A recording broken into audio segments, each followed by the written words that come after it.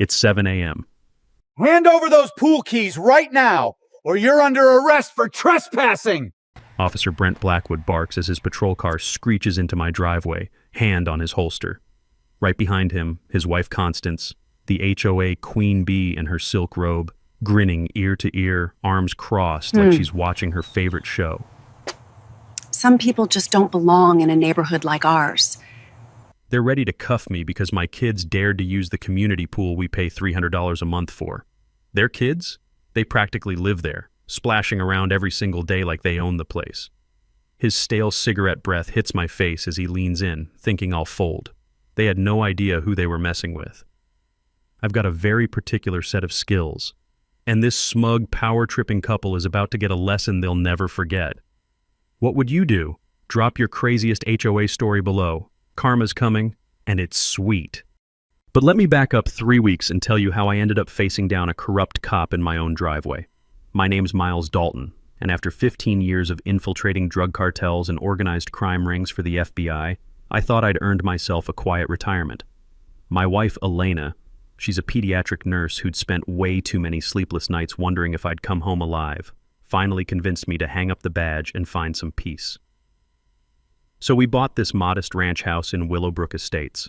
Nothing fancy, just a 1,800 square foot slice of suburban heaven where our kids, Sophie, 12, and Jake, 9, could finally have the normal childhood they deserved. The kind of place where the biggest threat was getting a parking ticket, not a bullet. The neighborhood smelled like fresh-cut St. Augustine grass and weekend barbecues. You could hear sprinklers hitting concrete sidewalks in that rhythmic pattern that screams, "Safe suburbia."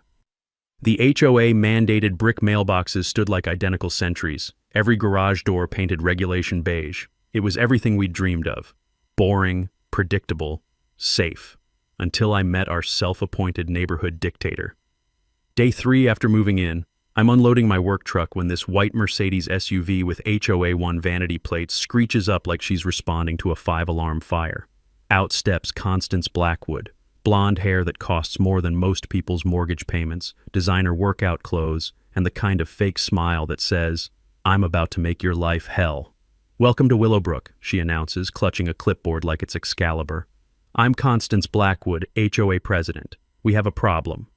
She slaps this official-looking violation notice in my hand, thick cardstock that probably cost $50 just to print. Commercial vehicles prohibited in residential driveways. Section 4.7.3, $200 daily fine until you comply. Now, I've been threatened by cartel bosses who were more polite than this woman. "Ma'am, I see contractors and landscapers parked in driveways all over. Authorized service vehicles," she cuts me off. "Your business hasn't been approved." That's when I noticed the beautiful irony sitting in her driveway, a police patrol car, just permanently parked there like it belonged. "Interesting," I said. "Is that your husband's cruiser?" Her smile turned predatory. "Officer Blackwood works very hard keeping undesirable elements out of our community. Some vehicles enhance security, others—" She eyed my truck like it was radioactive waste. "Others attract the wrong kind of people." The message hit me like a slap. Their cop car belonged, my work truck didn't. Some residents were welcome, others were barely tolerated.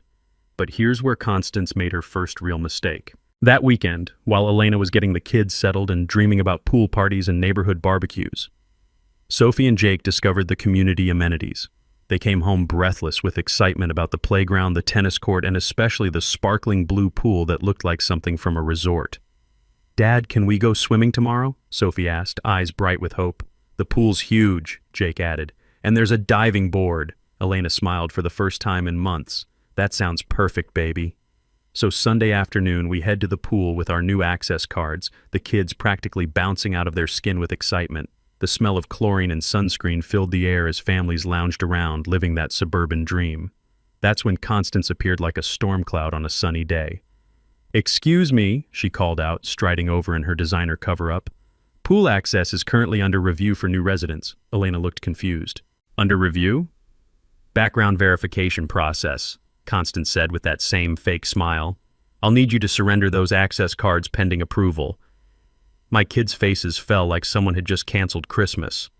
Other families pretended not to watch, but you could feel them holding their breath. That's the moment I knew this wasn't about HOA rules or neighborhood standards. This was about power, and Constance Blackwood had just declared war on my family. Monday morning, 7 a.m. sharp. I'm making coffee when a patrol car screeches into my driveway with all the subtlety of a SWAT raid, tires crunching against the gravel like an angry beast announcing its arrival. Officer Brent Blackwood climbs out like he's responding to an armed robbery. 6'2", buzz cut going gray, 20 years of authority complex packed into a uniform that's seen better days. His hand rests on his service weapon as he approaches. A textbook intimidation move I'd watched corrupt cops use from Chicago to Miami. The doorbell rings once, sharp and demanding. I open the door in my bathrobe, coffee mug in hand, playing sleepy suburban dad. "Morning, officer. Everything okay?" "Mr. Dalton?" he barks, whipping out a notepad like he's conducting a murder investigation. "Received a complaint about criminal trespassing on HOA property. Need you to surrender your pool access cards and amenity keys. Now." The smell of his cheap aftershave mixed with stale cigarette breath hits me as he steps closer. Years ago, during an undercover op in Newark, I'd learned that nervous cops always overcompensate with aggression. Brent's checking all the boxes, sweating despite the cool morning, won't make direct eye contact, shifting weight like he's expecting a fight. This isn't confident police work. This is barely controlled intimidation. "Officer," I say calmly, pulling out my phone and hitting record. "What's the incident report number for this complaint?" His face tightens. "In my FBI days, I discovered that demanding documentation makes corrupt officials panic. They're used to people just rolling over. This is official HOA business," he snaps. "Then why are you here in uniform threatening arrest?" I ask, keeping my voice level. Honestly, I've interrogated cartel lieutenants with better poker faces than this guy. Behind him, Constance watches from their yard like a director admiring her leading man's performance. She's got her phone out too, probably planning to post this victory on the neighborhood Facebook group. Brent's getting flustered now. "Look, just cooperate and this doesn't become a bigger problem." Time for my first counter move. I disappear inside for 30 seconds and return with our property deed and HOA covenant documents. Yeah, I'd done my homework after yesterday's pool ambush. From my organized crime cases, I'd learned that bullies hate when their targets know the law. "Officer Blackwood," I say, spreading the documents on my doorstep where the rough texture of the concrete reminds me of countless crime scene evidence layouts. "These show pool access as a permanent property right. The HOA can't revoke ownership privileges without due process hearings and written notice." He actually stumbles backward, clearly not expecting suburban dad to know property law. The HOA board meets Thursday. This'll be resolved then." But Brent can't resist one final power play. As he turns to leave, he leans in close enough that I can smell the desperation on him. "Mr. Dalton, I'd be real careful about causing trouble around here. We take community safety very seriously." Translation: step out of line, and I'll find an excuse to arrest you. After he drives off, I stand processing what just happened. A sworn police officer had just abused his badge to enforce HOA rules. Textbook deprivation of rights under color of law. I'd helped prosecute federal cases on exactly this charge. That evening, I launched my own intelligence operation. Time to map the neighborhood's power structure and see how deep this corruption went. Mrs. Dorothy Brighton was watering her prize roses when I strolled by. Mid-60s, retired teacher, the kind of careful politeness that screamed, "Learn to keep quiet the hard way." "Beautiful garden," I said, genuinely admiring her work. "Thank you," she replied, but her eyes darted toward the Blackwood house like she expected surveillance. "You're the new family? How are you settling in?" The pause told me everything. "We've had some interesting conversations with the HOA. Dorothy's face went pale. She glanced around, then whispered, "The Hendersons. Young couple lived here 2 years. They got tired of the enforcement visits." Enforcement visits? Officer Blackwood found reasons to stop by. Patio furniture violations, holiday decoration complaints, noise issues nobody else heard. Her grip tightened on the garden hose.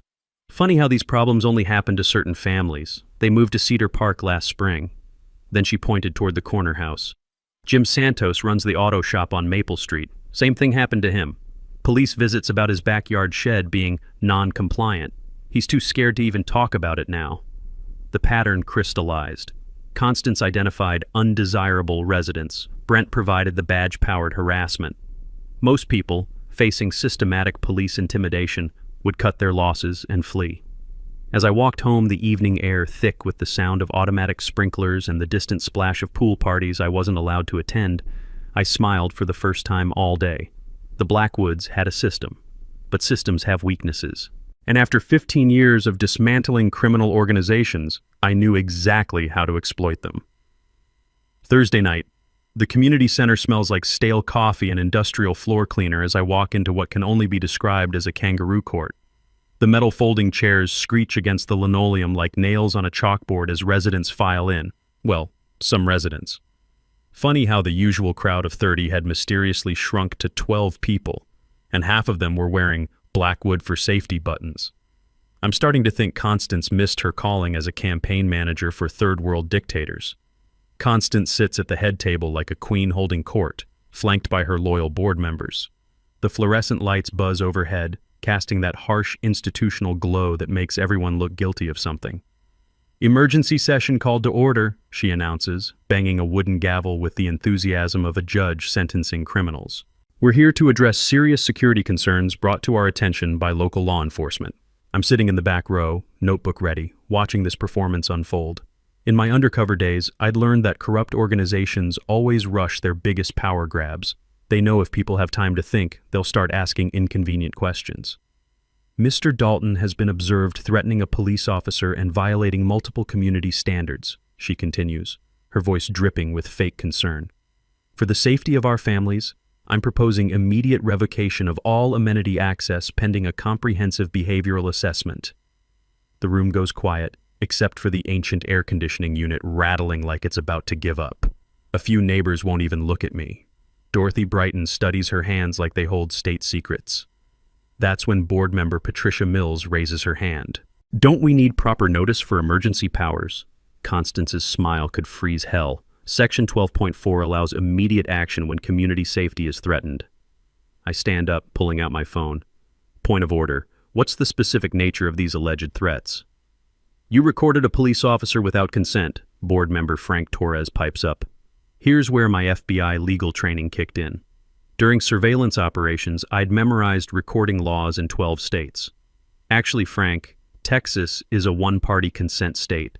Recording police interactions is constitutionally protected. The sound of shuffling papers fills the awkward silence. Clearly, nobody had done their homework. But Constance isn't giving up. "The motion passes 4-1, she announces, barely giving anyone time to vote. I looked around the room, only 5 board members present, but I'd studied the HOA governing documents like they were evidence files. "Constance, you don't have a quorum. Emergency votes require 7 members. Her face turned the color of a fire engine. "This meeting is adjourned." "Also," I continued, standing with my bylaws copy, "background check requirements violate Texas Property Code Section 202004, discriminatory access restrictions." That got everyone's attention. A few neighbors actually looked up, probably realizing someone was fighting back for the first time. As people filed out, Tyler Brooks from Pine Street lingered. When the room cleared, he approached cautiously.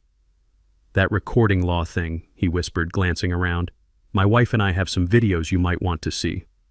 The next morning, Tyler and Madison came over with evidence that made my FBI heart sing. Crystal clear footage of Officer Blackwood's midnight wellness checks. Flashlight beams through windows, him photographing license plates, even testing door handles like a burglar casing houses. "He said neighbors reported suspicious activity," Madison explained, her voice shaking. "But we just asked questions about pool maintenance expenses at the last meeting." There it was. The pattern. This wasn't random harassment. This was systematic witness intimidation. But then Tyler dropped the real bombshell. Madison works at First National Bank. She processed some HOA checks that seemed weird. Madison pulled out printed bank records, her hands trembling as she spread them on my kitchen table. "Pool maintenance contract for $8,000 monthly. But I looked up the company, Maintenance Solutions LLC. It was incorporated 3 weeks after Constance became HOA president. The business address? A UPS mailbox. My blood ran cold. Shell companies were the bread and butter of every financial crime I'd investigated. Someone was embezzling HOA funds through fake vendors, and I was betting it wasn't some random board member. "Madison," I said carefully, "how long has this been going on?" 18 months, maybe longer. She pointed to another line item. Landscape emergency repairs, $12,000 last quarter. But look at our neighborhood. When's the last time you saw major landscape work? I spent that afternoon cross-referencing the financial records with surveillance techniques I'd perfected tracking cartel money. The pattern was beautiful in its simplicity. Inflate legitimate expenses by 300%, route payments through shell companies, pocket the difference. Total estimated theft, over $70,000. The Blackwoods weren't just bullying neighbors for kicks. They were running a systematic embezzlement operation, and anyone who asked financial questions got the police harassment treatment. But they'd made one crucial mistake. They'd picked a fight with someone who'd spent 15 years following money trails through criminal organizations. Time to turn the hunters into the hunted. The next week, Constance declared total war. Monday morning, I'm helping Jake with fractions when Elena storms through the door looking like she'd survived a coordinated attack. 3 city inspectors, she announces, slamming a stack of violation notices on our granite countertop. Grass height, mailbox angle, garbage can placement, $500 in fines, all scheduled while we were both at work.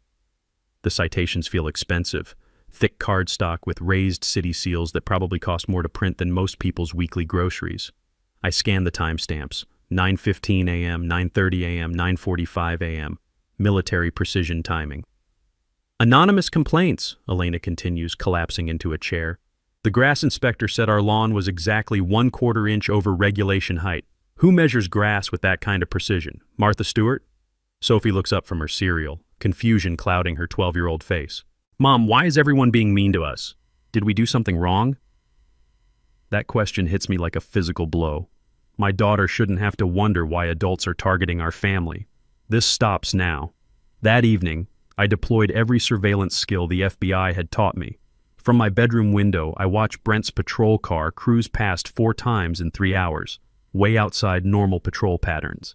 Each pass accompanied by his searchlight sweeping our property like we're escaped convicts. Around 11 p.m., he parks at the corner and approaches our mailbox with a flashlight. The smell of night-blooming jasmine fills the air as I watch through my scope. Yeah, I kept some FBI toys. While he photographs our house numbers and tests mailbox stability. But Brent made a crucial mistake. He didn't notice my newly installed security system. Military-grade cameras with infrared capability, the same equipment I'd used to document cartel operations in El Paso. Every late-night wellness check was being recorded in courtroom-quality detail. In organized crime investigations, we always said, let the criminals document their own illegal activity. While building my harassment file, Elena discovered the smoking gun. Marcus, you need to see this, she calls from the computer. She's scrolling through the neighborhood Facebook group, mapping 6 months of posts. What emerges makes my federal prosecutor instincts sing. Systematic targeting of anyone questioning HOA finances. The Hendersons questioned a $15,000 emergency roof repair last spring. 2 weeks later, police noise complaints nobody else heard. Jim Santos asked for competitive bidding on maintenance contracts. Next month, code enforcement harassment about working on neighbors' cars. Dorothy Brighton suggested financial audits. Suddenly, her bird feeders became pest violations. They're running a protection racket, I tell Elena, the pattern crystal clear. Question the money, get harassed until you shut up or flee. Tuesday afternoon, Tyler calls with intelligence that changes everything. Madison found the smoking gun, he whispers. Constance has been writing checks to herself through fake companies. We're talking federal embezzlement. That evening, they sneak over with evidence that would make any prosecutor weep with joy. Bank statements showing systematic theft, $73,000 stolen through shell companies and inflated contracts. Here's the kicker, Madison says, pointing to cosigner lines on fraudulent checks. Officer Blackwood's signature. He's not just muscle, he's an active co-conspirator. I'm photographing evidence when my surveillance system alerts me to motion. Through the front window, I watch Brent approach with unusual confidence, Constance trailing behind with her phone out for another incident recording. Time for my countermove. I open the door before he knocks, security camera prominently visible on my doorframe. Evening, Officer Blackwood. I assume you're here about the anonymous complaints? His swagger falters. What complaints? The ones that triggered today's coordinated inspection blitz, I say calmly, holding up the citations. Interesting timing, all scheduled during work hours when we couldn't witness the measurements. Behind him, Constance's smirk wavers as she realizes I'm not intimidated anymore. Actually, I continue, since you're here officially, I'd like to report some crimes: financial fraud, conspiracy to commit embezzlement, and abuse of authority under color of law. Brent's face goes white. You can't prove anything. That's when I smile and hold up Madison's evidence folder. Actually, I can. Bank records, fraudulent invoices, shell company documentation, everything a federal prosecutor needs for conspiracy charges. The sound of Constance's phone hitting concrete echoes through the evening air as she realizes their comfortable corruption kingdom just became a federal investigation. Oh, and Officer Blackwood, I add, watching both of them backing toward their house. My security cameras have been recording every illegal late-night visit, high-definition video with timestamps. The FBI loves that kind of evidence. As they retreat, I can practically smell their panic mixing with the evening air thick with jasmine and the distant chlorine scent from the pool I still wasn't allowed to use. But not for much longer. The hunters had just become the hunted. Wednesday night, 2 a.m. I'm drowning in HOA formation documents when my coffee-stained eyes hit something that makes me nearly fall off my chair. Page 47 of the original development agreement, buried deeper than Jimmy Hoffa, contains a clause that changes everything. Emergency management transfer. In the event of financial misconduct, fraud, or breach of fiduciary duty by the HOA board, Pinnacle Properties LLC retains permanent easement rights to assume immediate management control of all common areas and community governance. The paper feels rough under my fingertips as I read it 3 times, the smell of midnight coffee mixing with the musty scent of old legal documents. This is bigger than finding a needle in a haystack. This is finding the needle has a nuclear warhead attached. The original developer built an ejector seat for corrupt boards. Cross-referencing this with Madison's evidence makes my FBI heart sing. $73,000 in embezzlement definitely qualifies as breach of fiduciary duty. Hell, it probably qualifies for its own federal task force. I dig into public records like I'm tracking cartel shell companies. Pinnacle Properties, owned by Harrison Webb, 61-year-old developer who lost $2.3 million when our subdivision's original board botched a construction defect lawsuit in 2018. Talk about motivation to prevent future board corruption. Thursday morning, I call Pinnacle expecting corporate runaround. Instead, Webb answers personally. "Mr. Dalton," he says after I explain everything. "I've been waiting 6 years for someone to find that clause. Honestly thought I'd buried it too deep." Turns out Webb's been quietly monitoring HOA finances since day one, waiting for exactly this kind of misconduct. That easement was my insurance policy against board members treating community funds like their personal casino. How fast can you activate it? "Give me bulletproof evidence and corporate management takes over in 2 weeks, he says. My legal team's been polishing this nuclear option since 2019. The magnitude hits me like a freight train. Corporate takeover doesn't just remove Constance, it eliminates her entire power structure. No more board presidency, no more selective enforcement, no more weaponizing badges against families. That afternoon, Webb arrives in his Tesla, looking exactly like Central Casting ordered successful developer. Tailored suit, titanium watch, and the quiet confidence of someone who actually owns things instead of just pretending to. 73 grand in embezzlement, he says, scanning Madison's bank records spread across my dining table.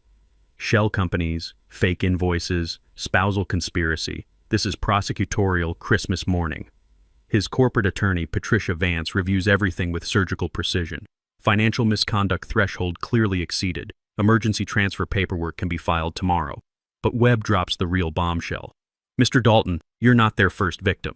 I've got a file folder thicker than a phone book. Residents calling corporate because they're too terrified to approach the board." He produces documentation that makes my blood boil. 2 years of harassment complaints. The Hendersons, Santos family, Mrs. Brighton, the Brooks, all reported the identical pattern. Question finances, get badge harassment. "You knew about this systematic corruption?" "Suspected it," Webb admits. "But I needed someone with the skills and spine to gather proof." He grins. Enter retired federal agent with 15 years of takedown experience. His plan is beautiful in its simplicity. Monday night emergency meeting, full corporate presentation of financial crimes, immediate management transfer activated before witnesses and media. Corporate management answers to state law, not local dictators, Patricia explains. Professional accounting, transparent operations, constitutional rule enforcement. As they leave, Elena emerges from the kitchen where she's been listening. So this nightmare actually ends? Better than ends, I tell her, watching Webb's Tesla disappear down our street. It gets replaced with actual professional management. Monday night, Constance's comfortable kingdom becomes a corporate democracy, and she has no idea what's coming. The hunters were about to become the hunted, legally, publicly, and permanently. Friday morning, Webb's corporate headquarters feels like mission control for a space invasion.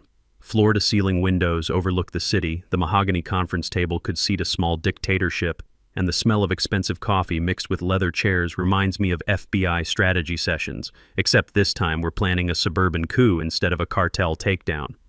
Webb's assembled his corporate Navy SEALs, attorney Patricia Vance, forensic accountant David Kim, and private investigator Sarah Mitchell. These people don't just look professional, they radiate the kind of competence that makes corrupt board members consider witness protection programs. Ladies and gentlemen, Webb begins, spreading architectural plans like a general planning D-Day. Monday night, we perform surgical removal of a suburban cancer. David Kim cracks his laptop and the financial crimes make everyone whistle in appreciation. $73,000 in provable embezzlement, but the real damage includes ghost contractors, phantom employees, and emergency repairs that mysteriously coincide with the Blackwoods Caribbean vacation photos on Facebook. Patricia handles legal strategy with surgical precision. Emergency management transfer requires community presentation, not backroom board votes. We're talking public execution with maximum witnesses. Sarah Mitchell, who could probably intimidate a Navy SEAL, outlines the physical trap. Community Center, Monday 7 p.m., professional AV equipment for maximum humiliation. Every fraudulent check projected in IMAX quality detail. I'm studying the layout when Webb drops his nuclear option. Channel 7's Amanda Cross will broadcast live. Nothing says accountability like having your financial crimes on the evening news. The plan unfolds like choreographed warfare. Evidence presentation coordinated with media coverage, legal authority, and community testimony. By Monday night, the Blackwoods Kingdom becomes a professionally managed democracy. What about retaliation? I ask, thinking like someone who's watched desperate criminals do stupid things. Cornered narcissists tend toward kamikaze tactics. Sarah grins with predatory satisfaction. Off-duty security, direct police dispatch, emergency protocols if they lose their minds. She pauses. Plus, federal agents have certain protective reflexes. Saturday afternoon, I'm installing surveillance equipment that would make the NSA jealous. Elena finds me surrounded by enough electronics to launch a satellite. Marcus, she says, examining cameras that could spot a gnat's eyelashes. This looks like you're planning to document alien contact. Close, I tell her, connecting wireless feeds that'll record from 12 different angles. I'm documenting the public autopsy of a suburban dictatorship. Every reaction, every confession, every moment of beautiful justice. During organized crime investigations, I'd learned that evidence quality determines conviction rates. Multiple camera angles, backup audio feeds, redundant recording systems, the difference between probably guilty and 20-year federal sentences. Sunday evening brings psychological warfare. I position myself obviously in the front yard, testing equipment and making calls. Let them see preparation. Let them wonder what tsunami's approaching their comfortable corruption. From my surveillance post, I watch Constance pacing like a caged panther, phone glued to her ear. Brent's patrol car hasn't moved from their driveway. Probably calling in sick Monday. Smart. Too bad he's about 2 years too late. That night, Tyler and Madison rehearse their witness testimony. Bank evidence provides the prosecution foundation, but personal impact sells the emotional story. Keep it simple, I coach them, using interrogation techniques that had flipped cartel money launderers. Numbers convict, but fear motivates. Talk about being afraid in your own neighborhood. Madison practices walking through financial crimes with banker precision.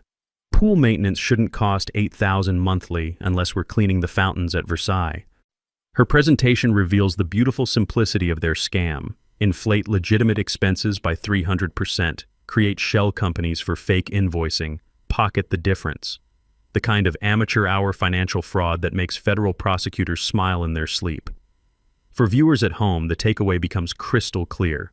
always verify contractor legitimacy through state business registration databases before approving major expenditures. One simple search could have exposed this entire operation 18 months ago. Monday afternoon, Webb's team arrives with broadcast quality equipment, professional lighting, multiple camera angles, wireless microphones, and projection screens that'll display every fraudulent transaction in courtroom detail. The sound of equipment cases opening echoes through the community center like artillery being positioned. Extension cords snake across the floor, cameras lock into position, and the smell of electrical equipment warming up fills the air like the scent of approaching victory. Dorothy Brighton appears with a manila folder thick as a phone book. Mr. Dalton, I documented everything for 2 years. Every harassment incident, every selective enforcement, every family that moved away because they couldn't take it anymore. Mrs. Brighton, I tell her, tonight you might be our star witness. 6:30 p.m. Arrives with the texture of electricity before a thunderstorm. The community center fills beyond capacity. Residents who'd been invisible for months emerging from hiding, sensing that tonight justice finally gets served with professional presentation skills. The Blackwoods arrive at 6:45. Constance clutching her ceremonial gavel like a drowning woman grabbing driftwood, Brent sweating bullets despite aggressive air conditioning. They have absolutely no idea what's about to hit them. Showtime. The Blackwoods walked into that community center like they owned the world. They had no idea they were about to lose everything. Constance struts to the head table in her designer blazer, that familiar smug smile plastered across her face. Behind her, Brent takes position near the back exit. Classic intimidation positioning I'd seen corrupt cops use in a dozen cities. The clink of metal folding chairs and nervous whispers fill the air as residents settle into seats they probably hadn't occupied in years. "Good evening, everyone," Constance announces, banging her gavel like she's calling a royal court to order. "We have several routine matters to discuss tonight." Routine, right. If routine includes having your financial crimes broadcast on live television. That's when Webb stands up from the front row, his three-piece suit and corporate confidence cutting through the suburban theater like a sword through tissue paper. "Actually, Constance, we have some urgent business to address first." Her smile falters for exactly 2 seconds before snapping back into place. "I'm sorry, you are?" "Harrison Webb, Pinnacle Properties. I believe you're familiar with our emergency management easement clause?" The color drains from Constance's face like someone pulled a plug. Around the room, residents lean forward. Most had never heard of any easement clause, but the term emergency management sounds promising to people who'd been living under HOA tyranny. "I'm not sure what you're referring to," she stammers, her voice losing its usual authority. Webb nods to Patricia Vance, who produces a legal document thick enough to stop bullets. Section 4.7 of the original development agreement, emergency management transfer in cases of financial misconduct or breach of fiduciary duty. That's when David Kim stands and the real show begins. "Ladies and gentlemen," he announces, "we're here tonight because your HOA board has embezzled over $73,000 through fraudulent contracts and shell companies." The room erupts, gasps, angry mutters, chairs scraping against linoleum as people turn to stare at Constance like she's grown a second head. The smell of fresh panic sweat mingles with industrial floor cleaner and the electric tension of a crowd realizing they've been robbed. "That's preposterous," Constance shouts, her composure cracking like ice in summer heat. "This is clearly some kind of coordinated attack." But Kim's already firing up the projection system. Bank statements appear on the wall in high-definition glory. Checks made out to Maintenance Solutions LLC for $8,000 monthly. Pool cleaning that costs more than most people's mortgages. Maintenance Solutions LLC, Kim explains with surgical precision, was incorporated 3 weeks after Mrs. Blackwood became president. Business address, a UPS mailbox, no employees, no equipment, no actual services provided. That's when Constance played her desperate trump card. "Officer Blackwood!" she screams, pointing at the crowd like she's directing traffic. "These people are trespassing on HOA property. I want them arrested for disrupting official business." Brent steps forward, hand on his weapon, voice booming with artificial authority. "Everyone needs to disperse immediately. You're interfering with official HOA governance."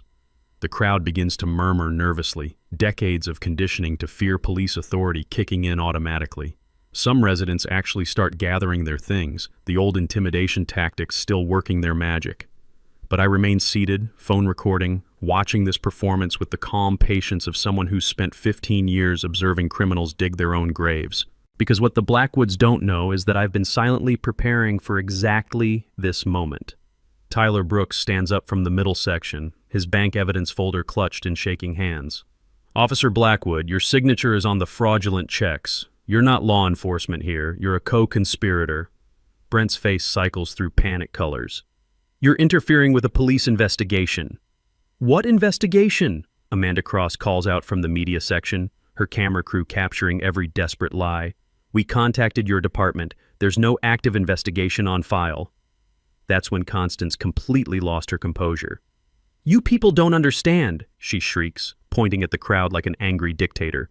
We've worked for years to maintain standards. We've protected property values. We've kept out the undesirable elements. The racist undertones hang in the air like smoke. Several residents exchange shocked glances, suddenly understanding that their HOA president wasn't just corrupt, she was systematically discriminatory. But her meltdown wasn't finished. And you, she screams, pointing directly at me. You've been nothing but trouble since day one, questioning authority, recording officers, turning neighbors against legitimate governance. I stand up slowly, my voice calm and measured. Constance, I've been documenting systematic corruption and civil rights violations. Every harassment visit, every fraudulent check, every abuse of authority. Behind me, I noticed Dorothy Brighton, Tyler Brooks, and Jim Santos all standing in silent solidarity. The intimidated neighbors who'd been afraid to speak out for 2 years, finally finding courage in numbers. The sound of Constance's phone hitting the floor echoes through the sudden silence like a gavel of justice. But the real revelation was still coming. The silence after Constance's phone hit the floor lasted exactly 3 seconds. Then all hell broke loose. This is a setup, Brent roars, his police training collapsing into pure desperation. These people have been planning this attack for weeks. They're coordinating against legitimate authority. He starts pacing like a caged animal, hand never leaving his weapon, sweat stains spreading across his uniform despite the aggressive air conditioning. The metallic taste of adrenaline fills the room as residents realize they're watching a 20-year police career implode in real time. Officer Blackwood, Amanda Cross calls out, her camera trained on his meltdown. Are you threatening to arrest residents for exposing financial crimes? I'm maintaining order, he shouts back, jabbing his finger at the crowd. These people are disturbing the peace, creating public disturbances. I have authority to— Actually, you don't. The voice comes from the back of the room, cold and professional. FBI agent Lisa Rodriguez steps through the entrance, her federal credentials visible, flanked by 2 agents in suits that scream, "Your local corruption just became a federal case." The temperature in the room drops 10 degrees. Residents who'd never seen real federal authority watch as Agent Rodriguez approaches Brent with the calm confidence of someone who eats corrupt cops for breakfast. Officer Blackwood, she announces, her voice carrying the weight of 15 years investigating police misconduct. You're being investigated for deprivation of rights under color of law, conspiracy to commit fraud, and abuse of authority. Brent's face cycles through every stage of criminal panic. You can't just— Actually, we can, Rodriguez continues, producing a thick folder. We've been monitoring the situation for 3 weeks. Every late-night harassment visit, every fraudulent document, every abuse of your badge has been documented and forwarded to federal prosecutors. Behind her, the second agent begins photographing the evidence still projected on the wall. Bank statements, shell company documents, fraudulent invoices glowing in high-definition detail for everyone to witness. Constance makes one final, catastrophic mistake. This is persecution, she screams, standing on her chair like she's addressing a political rally.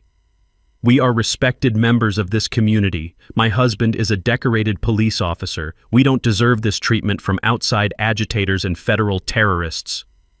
The words federal terrorists echo through the room like a gunshot. Calling FBI agents terrorists while under federal investigation? Even I wince at the sheer stupidity. Agent Rodriguez turns to Constance with the kind of smile that makes career criminals request protective custody. Ma'am, threatening federal agents during an ongoing investigation adds additional charges to your growing list. But Constance isn't done destroying herself. I demand to know who started this investigation, she shrieks, pointing wildly around the room. Someone has been feeding you lies. Someone has been coordinating this attack on legitimate community leadership. That's my cue. I stand up slowly, letting the moment build like the climax of a symphony. 15 years of undercover work has taught me the power of perfect timing. Actually, Constance, I say, my voice cutting through the chaos like a blade, I started this investigation 3 weeks ago when you decided to target my family. The room goes dead silent except for the hum of camera equipment capturing this historic confession. My name is Agent Miles Dalton, FBI Financial Crimes Unit, retired. For the past month, I've been conducting a federal investigation into systematic corruption, civil rights violations, and organized harassment in this community. The gasps from residents mix with the sound of Constance's world imploding. Several neighbors turn to stare at me like I've just revealed I'm actually Superman. Every police visit, every harassment incident, every fraudulent financial transaction has been documented with federal quality evidence. I continue, enjoying the look of absolute horror spreading across both Blackwood's faces. Wire fraud, conspiracy, deprivation of rights under color of law, these charges carry minimum 15-year federal sentences. Brent actually staggers backward, his hand falling away from his weapon as the magnitude hits him. 20 years of police work, pension, reputation, freedom, all gone because he couldn't resist helping his wife play dictator. "You can't do this to us," Constance screams, but her voice cracks on every word. "We're pillars of this community. We've maintained standards. We've protected property values." Webb stands up from the front row, his corporate smile sharp enough to cut glass. "Actually, Constance, you've been systematically robbing this community while terrorizing residents with police harassment. Effective immediately, Pinnacle Properties assumes management control under emergency easement authority." Patricia Vance approaches the head table with legal documents that sound like thunder when they hit the wooden surface. "Mrs. Blackwood, you're hereby relieved of all HOA authority. Corporate management begins tomorrow morning." The sound of handcuffs clicking echoes through the community center as Agent Rodriguez places Brent under arrest. His Miranda rights mix with the excited whispers of residents finally understanding that justice isn't just possible, it's happening right in front of them. Constance collapses into her chair, the fight draining out of her like air from a punctured tire. 2 years of comfortable corruption ended in one spectacular public implosion. As federal agents escort the Blackwoods toward the exit, I catch Dorothy Brighton wiping tears from her eyes. Tyler Brooks grins like he's won the lottery. Jim Santos actually applauds. The suburban dictators were finally dethroned. And tomorrow, my kids could swim in peace. The community center had transformed into something between a courtroom and a theater, every seat filled with residents who'd spent years living in fear, now watching their tormentors face federal justice in real time. Agent Rodriguez reads Brent his rights while news cameras capture every word. "You have the right to remain silent. Anything you say can and will be used against you in a federal court of law." The same constitutional protections he'd denied countless neighbors now protecting him from his own stupidity. But Constance wasn't finished destroying herself. "This is a conspiracy," she shrieks, pointing at the FBI agents like they're invading aliens. "Marcus Dalton is a criminal. He threatened police officers. He's been harassing us for weeks." Agent Rodriguez pauses mid-arrest to stare at Constance with the kind of expression reserved for particularly stupid criminals. "Ma'am, are you seriously accusing a retired FBI agent of harassment while you're being arrested for systematic corruption?" The room erupts in nervous laughter. After 2 years of living under Blackwood tyranny, residents are finally witnessing the beautiful spectacle of bullies getting exactly what they deserve. Amanda Cross steps forward with her microphone, her camera crew capturing every moment for the evening news. "Mrs. Blackwood, how do you respond to evidence showing $73,000 in embezzled HOA funds?" "Those charges are completely fabricated," Constance screams, her designer blazer now wrinkled and sweat-stained. "We've done nothing but serve this community with dedication and—" "Ma'am," David Kim interrupts, his forensic accountant precision cutting through her hysteria, "your signature appears on 47 fraudulent checks. The bank records are incontrovertible." Behind the projection screen, every financial crime glows in high-definition detail. Fake invoices, shell company payments, inflated contracts, 2 years of systematic theft displayed like evidence in a federal courtroom. Tyler Brooks stands up, his voice shaking with emotion and adrenaline. "Mrs. Blackwood, your husband threatened to arrest me for asking about pool maintenance costs. He came to my house at midnight with flashlights and intimidation tactics." "That's normal police procedure," Brent shouts from his handcuffs. apparently unaware that admitting to harassment makes things worse, not better. Dorothy Brighton rises from her chair with dignity that makes the entire room respect her courage.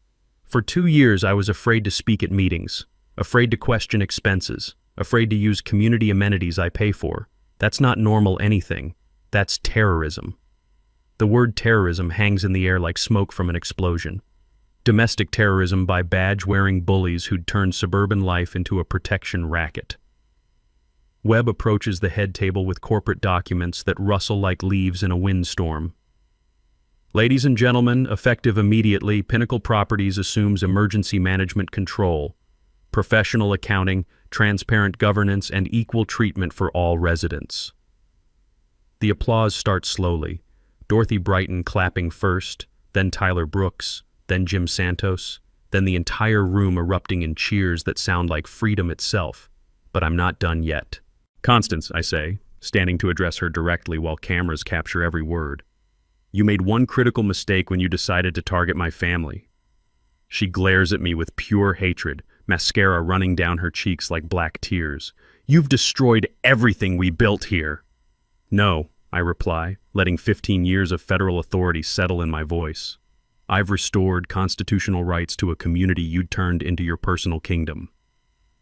Agent Rodriguez steps forward with the kind of smile that makes prosecutors request overtime. Mrs. Blackwood, you're under arrest for conspiracy to commit fraud, embezzlement, and civil rights violations under Federal Statute 18 U.S.C. 242. The sound of a second pair of handcuffs echoes through the community center like a gavel of justice. Amanda Cross turns to her camera, the community center chaos providing perfect background for her live report. This is Amanda Cross reporting from Willowbrook Estates, where federal agents have arrested an HOA president and police officer for systematic corruption that terrorized residents for over 2 years. As the Blackwoods are escorted toward the exit, Constance makes one final attempt to salvage her reputation. You people will regret this, she screams over her shoulder. Property values will collapse, crime will skyrocket, you need us to maintain standards. That's when I deliver my mic drop moment. Constance, I call out, my voice carrying over the crowd. The only crime problem this neighborhood had was you and your husband. Constitutional rights aren't crime, they're justice. The applause is deafening.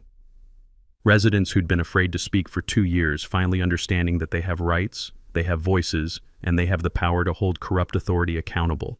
Through the community center windows, I watched the patrol car that had terrorized my family driving away with its owner in the back seat wearing handcuffs. Tomorrow morning, my kids could finally swim in peace. Justice served, federal style. 6 months later, I'm sitting by the community pool watching Sophie and Jake cannonball into the deep end without a care in the world. The sound of their laughter mixing with splashing water is better than any symphony ever written. The transformation of Willowbrook Estates has been nothing short of miraculous. Webb's corporate management delivered exactly what they promised. Professional oversight, transparent finances, and governance that actually serves residents instead of personal egos. Monthly financial reports get posted online for everyone to see. Board meetings happen with actual democratic procedures. And amazingly, when you eliminate embezzlement, HOA fees dropped 30% while community services improved dramatically. The federal prosecution moved faster than anyone expected. Constance pled guilty to 18 counts of fraud and embezzlement, earning herself 8 years in federal prison. Brent got 12 years for conspiracy and deprivation of rights under color of law. Turns out federal judges don't appreciate police officers who weaponize their badges against innocent families.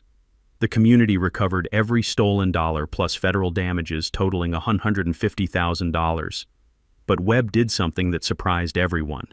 He donated the entire settlement to establish the Blackwood Corruption Memorial Scholarship Fund. $25,000 annually for local students studying criminal justice, public administration, or civil rights law. Turn their crimes into something positive, he told me. Let their corruption fund the next generation of people who'll fight corruption. Dorothy Brighton got elected as our new HOA president by the largest margin in subdivision history. Her first act? Establishing monthly coffee with neighbors sessions where residents can voice concerns without fear of retaliation. Her second act? Installing security cameras around common areas to prevent future abuse of authority. The ripple effects spread beyond our neighborhood. 3 surrounding subdivisions requested Webb's management company after their own residents discovered similar corruption patterns. The city council passed new ordinances requiring HOA financial audits and resident oversight committees. Our case became a textbook example in law enforcement academies nationwide. Tyler and Madison Brooks became unlikely heroes, their banking expertise helping 2 other communities expose embezzlement schemes. Madison left her corporate job to become a forensic accountant specializing in HOA financial crimes. Apparently, suburban corruption is a growth industry. Jim Santos expanded his auto shop and hired 3 employees, including 2 neighbors who'd been blacklisted by the Blackwoods. His backyard shed, the one that caused so much code enforcement harassment, now houses a community tool library where neighbors can borrow equipment for home projects. Elena started a neighborhood first aid training program, teaching CPR and basic medical skills to families who'd never had access to professional healthcare guidance. Sophie and Jake made friends with kids whose parents had been too afraid to let them socialize during the Blackwood regime. For me personally, retirement finally feels like actual retirement. No more surveillance cameras needed, no more federal investigations in suburban driveways. I've been consulting with Webb's legal team, helping other communities identify and document corruption patterns.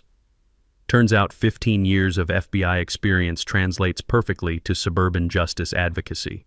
The community garden we planted on the former Blackwood property, they lost their house to federal asset forfeiture, produces enough vegetables to supply our local food bank year-round. Every tomato and cucumber grown on that soil represents democracy replacing dictatorship. Last week, Amanda Cross won a regional journalism award for her investigative series, Suburban Corruption Exposed. Her follow-up reports helped uncover similar schemes in 4 other Texas communities. The story that started with my kids being denied pool access became a statewide movement for HOA transparency and accountability. But the sweetest victory comes every evening at dinner, when my family talks about normal suburban problems, homework, soccer practice, weekend barbecues, instead of harassment, intimidation, and federal investigations. As the sun sets over our peaceful neighborhood, I watch kids playing in the pool that their families pay for and actually get to use. Parents chatting without fear of eavesdropping. Neighbors helping neighbors instead of reporting on each other. This is what America should feel like. Constitutional rights respected, corruption exposed, and communities governed by consent instead of fear.